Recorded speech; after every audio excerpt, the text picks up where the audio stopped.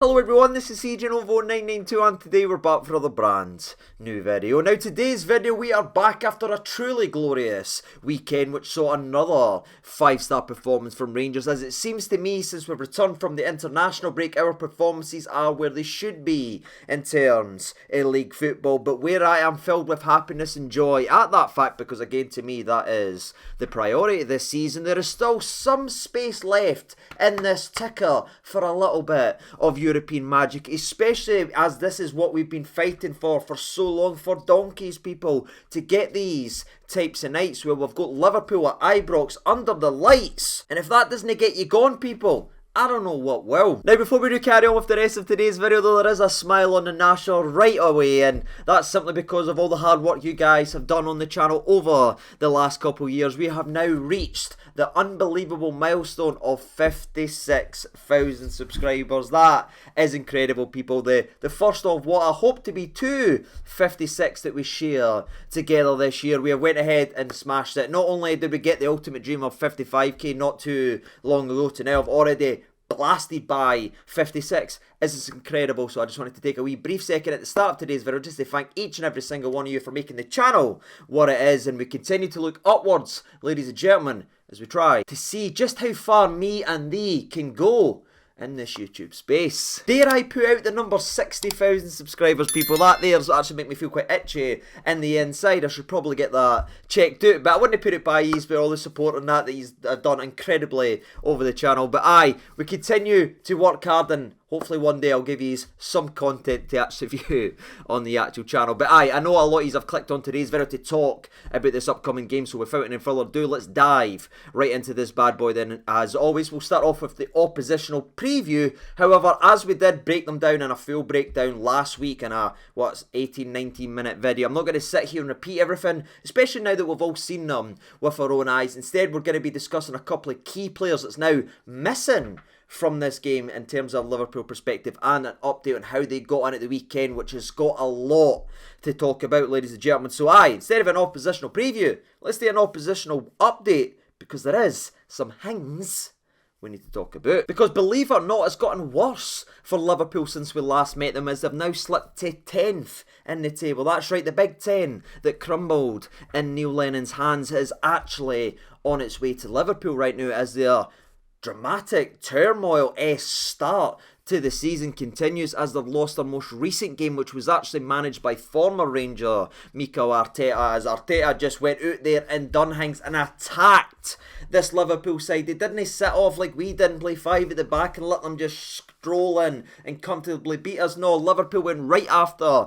that right hand side, which is the glaring weakness. It's the kryptonite to the Superman that is this Liverpool side, and he went after it and they scored a goal within the first minute attacking down that side, ladies and gentlemen, as Liverpool again are undone by their horrific defending when they're actually told to go back to white. Again, they are so good going forward, and I'll be honest with you, they were in the game versus Arsenal. They weren't blown away or anything. The game did finish 3-2, and Liverpool had some moments in the game. There were some crazy decisions, some mad moments and everything. It could have went either way, but in my opinion, Arsenal got their deserved winner as young Saka stepped up and put the penalty away perfectly in the last minute. That was big for the young man, and I think he's a fantastic player as well, by the way. But anyway, Arsenal ended up getting the lead in that game and getting all 3 points, which condemned this Liverpool side to have as many losses as they've had wins in the Premier League this season, and I don't think many people were predicting that before a ball was kicked. Did I just make up a word instead of saying predicting there? I think I did. Oh.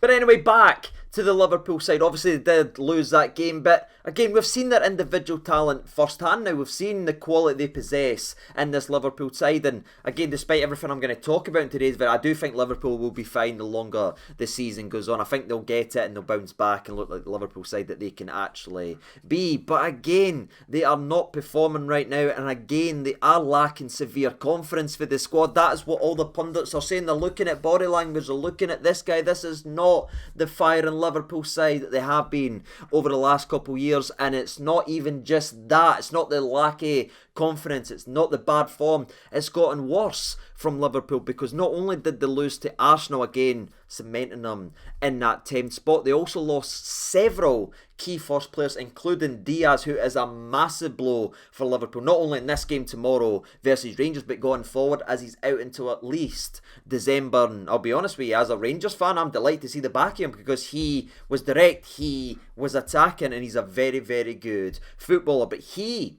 will play no part in the game tomorrow, and neither will the big centre-half Joel Matip, who is a baller back there. He is also sidelined and won't play in this game tomorrow, as is Trent Alexander-Arnold, who again is probably the most talked about fullback in the world. The good, the bad and the ugly. But he is also being reported as sidelined for this game, as he's meant to miss up to the next 2 to 3 weeks in all competitions. And that there is an interesting one, because yes, we saw his own talent, and again he separated the side in the 6th minute with a world class free kick. I can't say anything different. That was a difference maker in the game. But I might be being daft here, but that one, like Diaz, yes. Matip, yes. Trent, because I would have loved to have seen us actually believing in ourselves and attacking with that home crowd running it at Trent Alexander, because the few times that we actually done it in the game, we got some change, but we never once went after him. And again, he was at fault for another goal versus Arsenal. So I think that one's a bit of a double-edged sword, where we do lose the ability to drive at a Liverpool defence and carve open what has been carved open several times already this season. We also gain the fact that Liverpool will not be as deadly from set pieces. So I guess it's a glass half full type of scenario. But I guess how you look at the game or that. But I'd have loved to have seen us run at him tomorrow night. But that isn't going to happen. Now, speaking of going to happen and everything like that, there is still, despite everything I've talked about so far with Liverpool playing poorly and everything like that, there is still some chatter and some talk about rotating the Liverpool squad for tomorrow's game, as they have Man City at the weekend, and that there is a game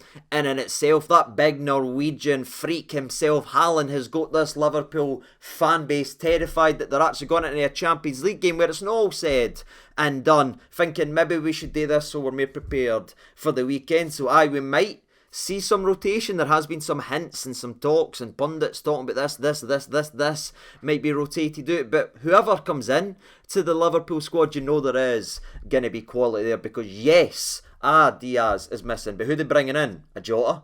A Bobby Firmino, who I think, Bobby, again, you've heard me say before, I think he's a fantastic footballer in that itself, and I'd have him over a couple of players that has been playing week in and week out. So that's worth mentioning in that as well, that there is an eye on Man City, and they could just underestimate us coming into this game, which is, yes, very, very disrespectful. But again, I'll take whatever I can get in this game. You can look at your Haaland. We've got a Cholak, lads, and hopefully he can put them to the swords. And that's truthfully all I've really got to update you on regarding the Liverpool end. That is everything that you need to know. Players missing. Could be rotating a few with the eye at the weekend, because that's a big game, not only for the players but the manager as well, who's now under some heat. These cheeks are now starting to get a bit burny, people. So it could be a very, very interesting game in terms of how Liverpool set up.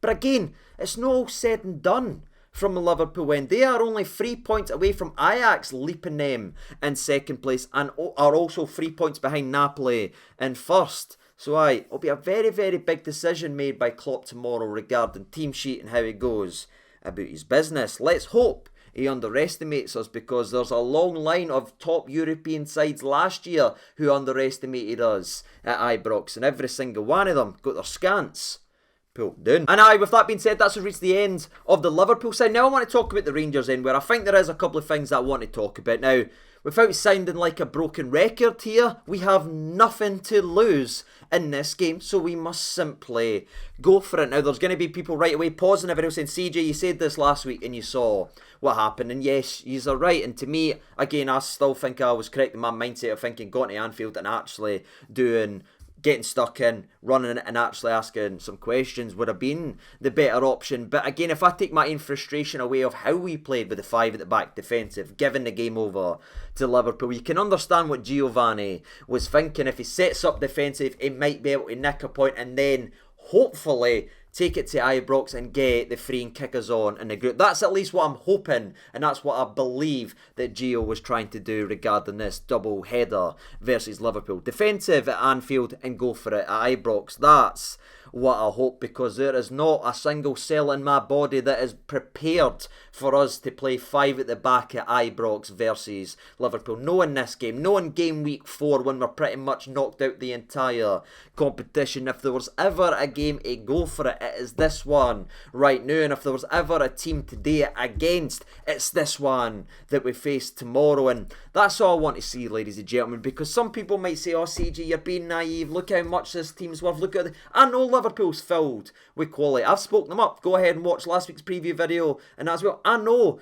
they've got so much quality, and I know I might be sitting here being an idiot, but I would much rather see my side go in and play games like they believe that they deserve to compete at this level, because I didn't see it versus Ajax and I didn't see it at Anfield. I saw it for 60 minutes versus Napoli before James Sands got sent off. I said, right, we believe we can do something in this game, but I'm sick to death of seeing all our hard work to get us in to this dance be flung away by being beaten not only on the park but off the park with negative tactics, with a defeatist attitude. Throw all that away, people. If we're gonna go down, let's go down swinging. And I guess all I can say, people, to finish up this, as a Rangers fan 24 hours before the game, I just hope the manager and the players give as much as the fans will give in that stadium. That is all that I can hope, because that stadium will be absolutely rocking. The electricity in that stadium will feel like the Rock's music just hit in the early 2000s, and I'm hoping that electricity seeps in to the park and we can get another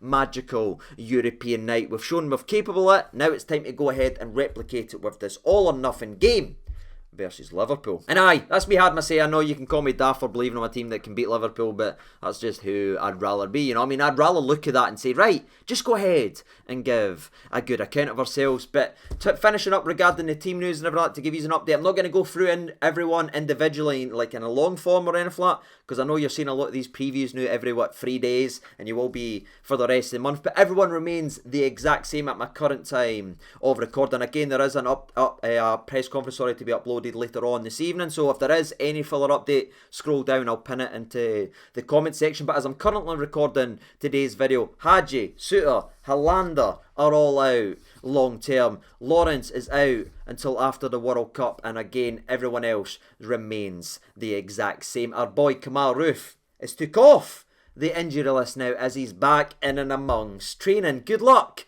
Kamal. Hopefully we didn't put you back in very, very soon. But that's it, ladies and gentlemen. That's the Liverpool update. It's going to be a wee bit a shorter video this evening, but that's the Rangers conversation. That's how I'm feeling 24 hours before the game. I just want to see my team go for it, believe they can do it, and try to do it, people. What about you? Let me know your thoughts down there in the comment section below. And I'm going to predict us to win. I don't care, people. Rangers 2-1. If there's ever a 2-1 game, it's this one right here. Cholak, be the guy we need you to be. Again, Mr. Tony 2 goals. And with that being said, I will see you tomorrow late after the game. Probably going to be 1 or 2 o'clock by the time I get home and everything like that as usual, people. So I will see you very, very late tomorrow. Until next time, take care of yourselves. All the best and bye.